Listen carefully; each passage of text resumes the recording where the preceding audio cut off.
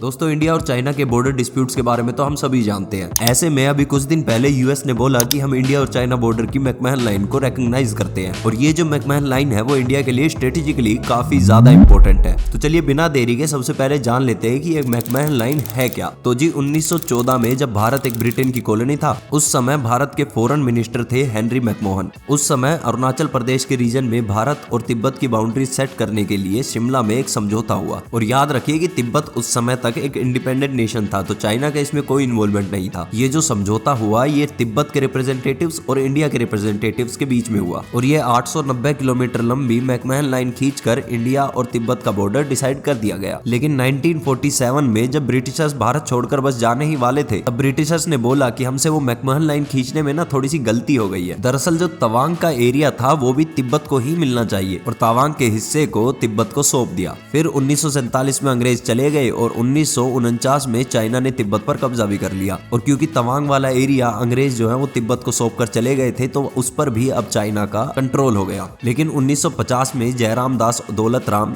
असम के गवर्नर बने और उस समय नेफा या अरुणाचल प्रदेश असम के गवर्नर के अंडर आता था। और दौलत राम जी ने तवांग वाला एरिया जो कि अंग्रेजों ने पहले तिब्बत को सौंप दिया था और जिस पर अब चाइना का कंट्रोल था, उस पर वापस इंडिया का कंट्रोल बना लिया। और चाइना जो है उस समय कोरिया के साथ बिजी था, तो उस समय चाइना ने कुछ भी नहीं किया। लेकिन फिर लेट 1950s के समय चाइना को होश आया और उसने तवांग वाला एरिया जो था वो वापस मांगना शुरू कर दिया। और चाइना ने ये भी बोलना शुरू कर दिया कि इंडिया ने मैकमहन लाइन का उल्लंघन किया है और न सिर्फ तवांग बल्कि पूरा का पूरा अरुणाचल प्रदेश जो है वो चाइना का हिस्सा है। और इसी चीज को लेकर इंडिया और चाइना के बीच 1962 की वॉर हुई, जिसमें भारत का काफी ज्यादा नुकसान हुआ। तो जी ये है पूरा का पूरा इतिहास मैकमहन लाइन का। तो जी अब सवाल एक ये भी बनता है कि यूएस जो कि अब तक कुंभकर्ण की तरह सो रहा था, वो अचानक अंडरटेकर की तरह जागता है और एक बाई पार्टीशन सेनेट रेजोल्यूशन के थ्रू मैकमहन लाइन को रिकॉग्नाइज कर लेता है। अगर साधारण भाषा में बोले तो यूएस ने ये बोला है कि अरुणाचल प्रदेश का हिस्सा भारत का इंटेग्रल पार्ट है। लेकिन अब सवाल ये भी उठता है कि इतने समय के बाद यूएस अचानक अभी क्यों जागा? जो उसकी आंखों में मोतियाबिंद हो रखा था, जिससे उसे पहले कभी भी मैकमहन लाइन दिखाई नहीं दी, वो आज अचानक क्यों दिखाई दी? इसका सीधा और साधारण उत्तर है चाइना को टैकल करने के लिए।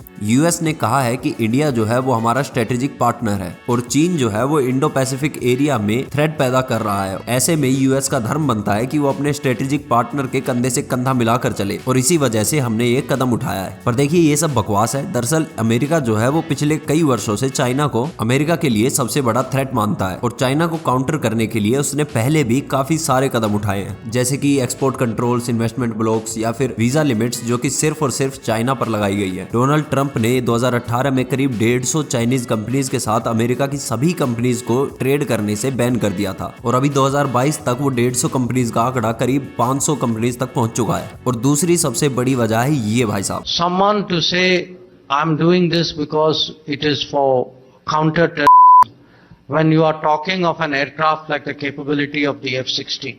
I mean, everybody knows, where they are deployed and what is the use and what is their capability. So, you're not fooling anybody by saying. Multiple decades, Western countries did not supply weapons to India.